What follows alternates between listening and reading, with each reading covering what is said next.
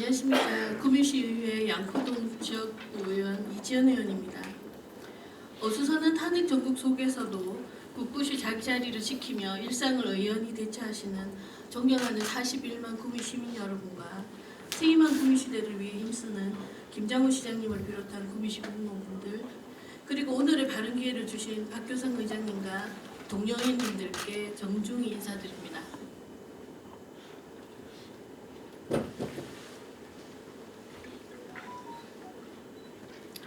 저는 오늘 구미 5공단 하이테크밸리 기능 정상화를 가능하게 할 구미시 공무원의 역할에 대하여 저의 소신과 정견을 밝히고자 합니다.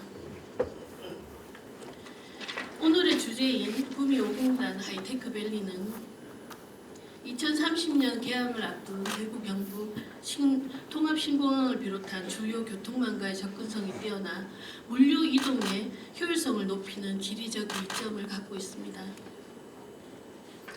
더불어 구미 지역에 이미 조성된 1, 2, 3, 4공단과 중소기업부터 대기업까지의 연계를 통하여 첨단 반도체 산업, 전자산업, IT 기계 등 다양한 산업 분야에서 시너지 효과를 기대할 수 있습니다.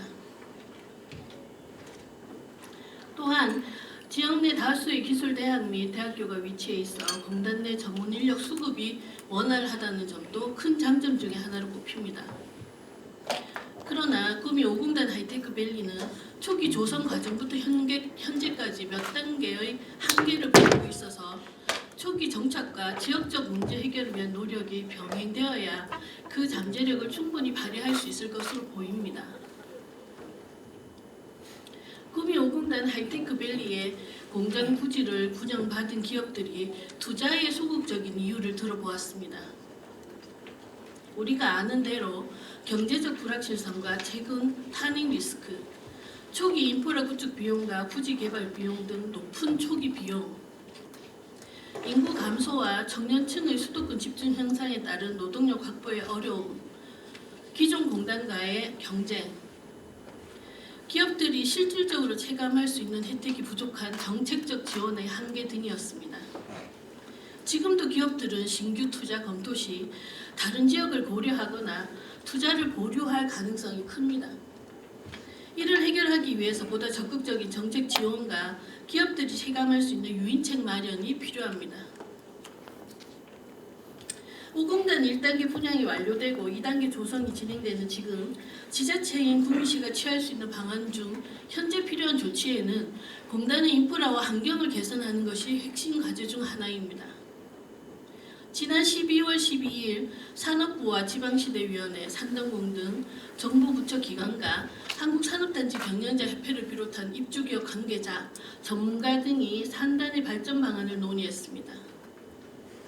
오승철 산업부 산업기반실장은 미래 산단은 문화의 힘으로 사람을 끌어들이는 매력적인 공간으로 바뀌어야 한다며 산단의 밝은 미래를 위해서 정부도 지원을 아끼지 않을 것이라고 말했습니다. 자료화면은 정부가 내년부터 진행 예정인 문화를 담은 산업단지 조감도입니다. 하이테크밸리라는 독특한 네이밍을 가진 5공단에 특화된 환경이 필요하지만 첫째, 구미 5공단 하이테크밸리의 기본적인 인프라 미흡에 대한 대책을 요구합니다. 현재 수자원공사로부터 시설물 인수인계 이관 절차가 지연되어 입주기업의 5공단 하이테크밸리 이용 계획에 재정적 피해와 불편을 끼치고 있습니다. 집행기관 몇몇 부서는 이관을 받았다고는 하나 벌써 몇 개월 전부터 시작해서 아직 완전히 이관받지 못했다면 기업들이 정상적인 사업 영위를 하지 못해 발생하는 불편함으로 인한 피해와 부정적 여론은 누가 책임질 것인지 묻고 싶습니다. 입주기업 소유권 이전 지연, 투자계획 지연으로 발생된 피해 내용을 확인하여 기업 경영 불편 사항을 확인하는 조치가 필요합니다. 구미의 기업 유치는 거액의 홍보비와 홍보 횟수보다 기존 입주 기업의 만족도가 더 큰 영향을 끼치지 않겠습니까? 왕복 6차선 도로에 신호등이 들어오지 않고 대중교통이 없어 자가용이 없으면 출퇴근이 어려운 현실, 생활 편의시설, 기업 지원시설, 공영 주차장 등 공공인프라 부재를 언제까지 기다려야 합니까? 입주기업 직원뿐만 아니라 기업에 찾아오는 바이어들이 잠시 쉬고 싶을 때 찾아갈 만한 편의시설 인프라가 전혀 없습니다. 공공 화장실조차 하나 없는데 찾아오는 시민들과 고객들은 어디를 가야 합니까?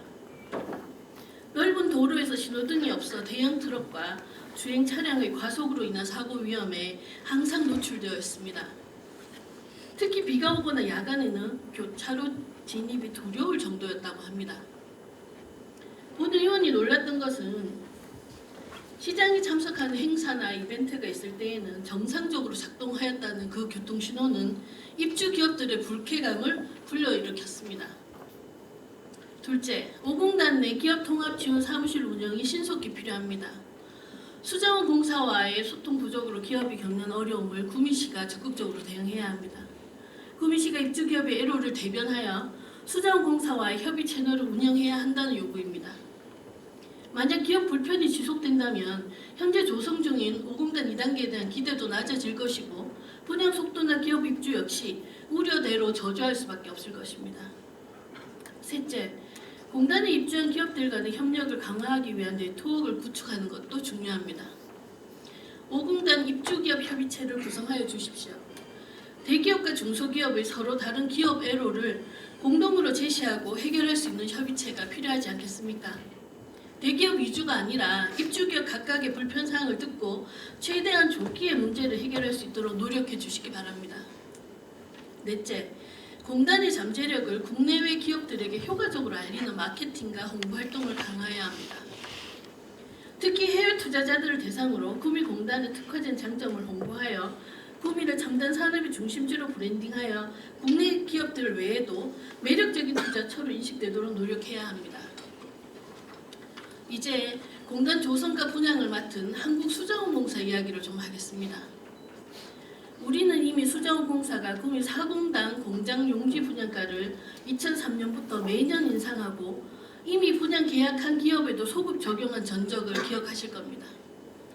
이는 기업의 구미 투자를 막는 횡포로 보이며 정상적으로 보이지 않았습니다. 수자원공사는 이후 5공단 하이테크밸리 분양에도 여전한 횡포를 보였습니다.